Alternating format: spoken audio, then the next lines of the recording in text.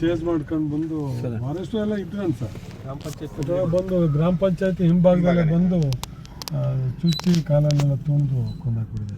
ಅವ್ರ ಮನೆಗೆ ಅವನೇ ಹೆಡ್, ಪಾಪ ಅವನೇ ದುಡಿಮೆ ಮಾಡ್ತಿದ್ದಾನೆ, ಅವನೇ ಆಶ್ರಯ. ಎಲ್ಲ ಸಮಾಧಾನ ಮಾಡಿದ್ವಿ ಸರ್. ಈಗ DF ನಿಮ್ಮ ಇಲಾಖೆಯಲ್ಲ ಇದ್ದಾರೆ. ಈಗ ಅವರಿಗೆ ಸರ್ಕಾರದ ಪರಿಹಾರ 15 ಲಕ್ಷ ರೂಪಾಯಿ ಚೆಕ್ ಕೊಡ್ತೀವಿ ಸರ್. ಅವ್ರ ವೈಫ್ ಕೈಲಿ ಕೊಡ್ತೀವಿ, ಈಗ ಕೊಡ್ತೀವಿ ಸರ್. ಆಮೇಲೆ ಅವರು 30 ಲಕ್ಷ 25 ಲಕ್ಷ ಬೇಡಿಕೆ ಇಡ್ತೀಯ ಸರ್. ನಾನು 1 ಲಕ್ಷ ಕೊಡ್ತೀನಿ ಅಂತ ಹೇಳಿದೆ ಸರ್. ಮತ್ತು ಗ್ರಾಮ ಅರಣ್ಯ ಸಮಿತಿಯಿಂದ 5 ಲಕ್ಷ ರೂಪಾಯಿ ನಾವು ಪ್ರೊಕ್ಯೂರ್ ಮಾಡಿ ಕೊಡ್ತೀವಿ ಅಂತೆಲ್ಲ ಮಾತು ಕೊಡ್ತೀವಿ. ತುಂಬ 1,2,000 ಜನ ಸೇರಿದ್ರು ಸರ್. ಆಮೇಲೆ ಅವ್ರ ಕುಟುಂಬದವರಿಗೆ ಒಂದು ಉದ್ಯೋಗ ಕೊಡಬೇಕು ಅಂತ ಬೇಡಿಕೆ ಇಟ್ಟರು. ಆಮೇಲೆ DF ಅವರು ಅರಣ್ಯ ವಾಚರ್ ಪೋಸ್ಟ್ ಕೊಡ್ತೀವಿ, ಅದು ಮಾತ್ರ ಸಾಧ್ಯ.